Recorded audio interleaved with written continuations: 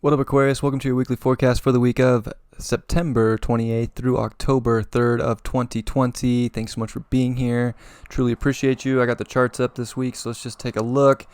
Well, I mean, the 12th house for you. It's everything right now, and we got Saturn and Pluto coming direct, and this is the last time that we're going to see a Saturn come direct in your 12th house with Pluto coming direct as well, and Jupiter there, who just went direct also. It's not going to happen again in your life. This is extremely karmic. This is extremely destined time. And it's like that ultimate spiritual work that you could put in and trusting in the unknown. I mean, the 12th house is hard. I'm not going to lie. There's definitely things in life that just were vibrationally taken out of your life. And you might not even know why or what happened. But it's like this true evolution that took place within your subconscious. And it's really going to start to move forward for the rest of this year. And this is just the beginning, the beginning of the end, you could say. And big things are coming into your first house where really a really big like ego and identity shift is going to take place from what's happening over the last 2.5 years, 3 years, and especially the end of this year.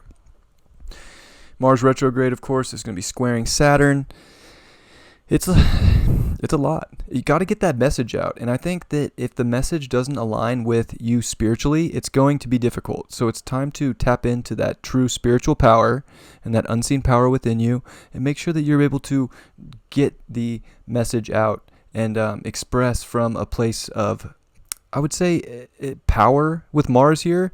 But it's not so much like power as an authority. It's just power within your identity and power within your truth.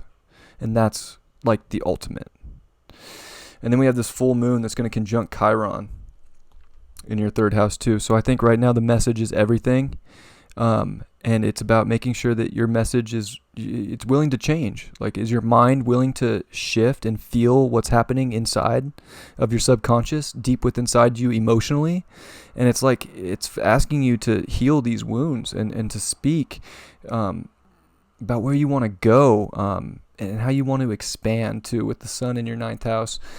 There's a lot of expansion within going on, especially, with these two. They're going to start squaring too. So there's huge expansion going on within in a completely hidden and enormous, powerful way.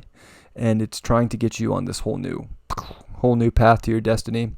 You have the North Node here in your fifth house. It's definitely trying to open up your heart space to help you see your ultimate truth and to see that true depth that you can bring the creativity and the passion and the fun out. It's all of that.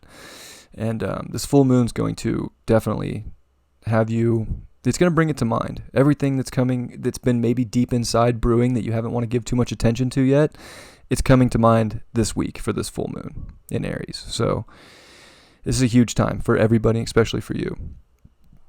Venus in your seventh house is having you definitely look at relationships, and Venus is going to trine Mars. So I think communication in relationships and seeing that beauty and that aesthetic in your, I would say your environment is so important. And it's like really like a beautiful aspect here that these two, divine feminine, divine masculine, are making.